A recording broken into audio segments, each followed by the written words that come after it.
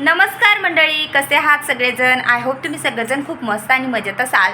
तर सगळ्यात पहिला तुम्हाला सगळ्यांना होळीच्या खूप खूप शुभेच्छा. आज होळी आहे आणि आज मी संध्याकाळी आता शूट करायला घेतला आहे ब्लॉग, कारण आज आता मी चाललेली आहे होळी दहनासाठी आणि पोळ्यांचा वगैरे सगळा स्वयंपाक बनवून झालेला आहे.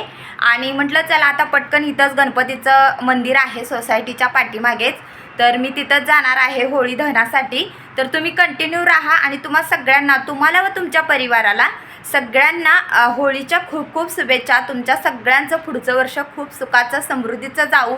तुमच्या पाठीमागच्या जे काही दुःख, त्याचबरोबर वाईट गोष्टी आहेत, त्याचबरोबर काही तुमच्या स्मरणातल्या ज्या काही गोष्टी, जे दुःख आहे ते तुमचं होळीमध्ये नष्ट होऊन जाऊ दे आणि तुमच्या आयुष्यात एक आनंद येऊ दे, हीच बाप्पाचरणी प्रार्थना.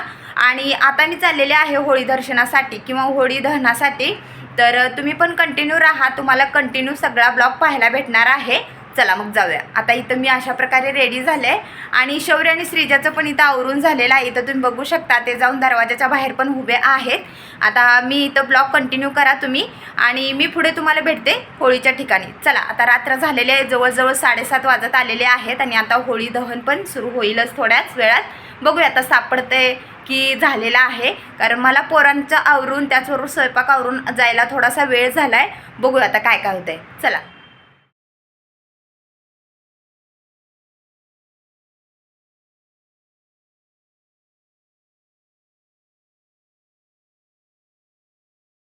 तर एव्हरीवन, मी इथं पहिल्यांदा आले गणपतीच्या मंदिरामध्ये. आता कुठून आले काय आले ह्याची काही क्लिप घेतली नाही बरं का, कारण पोरांना घेऊन मी एकटीच येत होते आणि सगळ्या ज्या म्हणजे मैत्रिणी होत्या त्या पुढे आल्या होत्या, कारण माझं आवरायचं बाकी होतं. पोरांना बघता बघता थोडासा म्हणजे त्यांचं आवरून माझं आवरायचं म्हटलं तर वेळ होतोच. आणि त्यानंतर बघू शकता मंदिराला किती छान डेकोरेशन वगैरे केलेलं आहे आणि मस्त असा चंद्रसुद्धा उगवलेला आहे. खूप मस्त वातावरण आहे, एकदम मनमोहक असं वातावरण झालं आहे. सगळ्यांनी देवदर्शन वगैरे म्हणजे गणपतीला वगैरे नैवेद्य दाखवून त्यानंतर मग इथं होळीला नैवेद्य दाखवण्यासाठी सगळेजण इथं हजर आहेत आणि मस्त अशी म्हणजे डेकोरेशन वगैरे झालेलं आहे. शिवाय खूप मस्त असा व्ह्यू दिसतो आहे, एकच नंबर फिलिंग येते. आणि असं काहीतरी सणवार आलं ना खूप छान वाटते. बघू शकता किती मस्त चंद्र दिसतो आहे गणपतीच्या मंदिराच्या शिखराच्या साईडला. आणि अशा प्रकारचे इथं बघू शकता सगळेजण होळीला म्हणजे हे करतात, सामूहिक होळी आहे. आणि इथं भरपूर म्हणजे प्रत्येक सोसायटीमध्ये असतात, मात्र इथं आता गणपतीच्या मंदिरापाशी म्हणजे मोठीच असते आणि खूप छान असं डेकोरेशन केलं. तर मी पहिल्यांदाच असं पाहिलं बरं का, म्हणजे गावाकडची होळी जी असते ती वेगळ्या पद्धतीची असते. तिथं एक ऊसाचा म्हणजे ऊसाची एक कांडी आणि त्याचबरोबर एरांड्याचा एक ढापा आणि गौऱ्या ज्या असतात ना त्यांपासून होळी केली जाते. आता मी लहानपणापासून वेगळं बघितलं आहे आणि ही फर्स्ट टाईमच बघितलं आहे आणि हे थोडंसं वेगळं वाटलं. आणि इकडं सगळ्या महिला मंडळी ज्या आहेत त्या गाणं वगैरे म्हणत बसला होता, म्हणजे कोळी लोक असतात ना त्या. आणि त्यानंतर मग तिथे नैवेद्य नारळ वगैरे वाढवला आणि मग मस्त मस्त असे मी शौर्यानं फोटोज त्याचबरोबर सेल्फीज वगैरे क्लिक केल्या. आता सगळ्या मैत्रिणी ज्या आहेत त्या पुढे गेल्या होत्या, म्हणजे मंदिरातच होत्या गणपतीच्या, त्या तिथे फोटोज वगैरे काढत होत्या.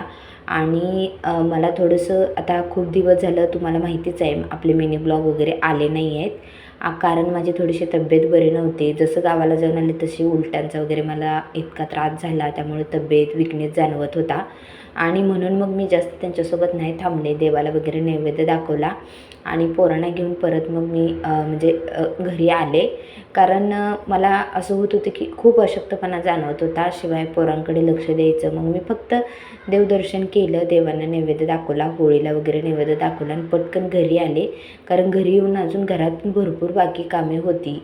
किचन ओटा वगैरे आटपायचा होता आणि देवपूजा वगैरे पण बाकी होती. घरात पण दिवाबत्ती वगैरे केली नव्हती आणि त्यानंतर मग घरी येऊन मग दिवाबत्ती वगैरे करून घेतली. त्याचबरोबर जायला थोडीशी गडबड झाली होती, म्हणून खूप पसारा पण करून ठेवला होता, तो पण काढायचा होता.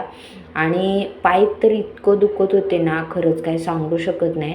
आणि ह्याच्यामुळे म्हणजे जसं गावाला जाऊन आले ना तशी माझी तब्येत भयंकर बिघडलेली आहे, खूप विकनेस जाणवतो आहे आणि त्यामुळे खूप काही असं म्हणजे हे केलं नाही. आता उद्या तरी मला म्हणजे रंग म्हणजे धुलिवंदन आहे उद्या. उद्या तर रंग वगैरे खेळायला काय भेटतो की नाही काय टेन्शनच आलं आहे, कारण खूप तब्येत बिघडले. बघू आता जर झालं तर मी नक्कीच ब्लॉग क्रिएट करेन, तुम्हाला सांगेन.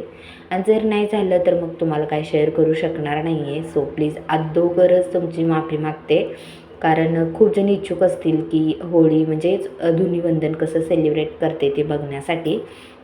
मात्र आता मी आज काही सांगू शकत नाही, उद्याच्या उद्याच बघूया. तर देवपूजा वगैरे आटपून घेतली. त्यानंतर मग होतं ते म्हणजे तुळशीला पण नैवेद्य दाखवला, अगरबत्ती वगैरे लावली.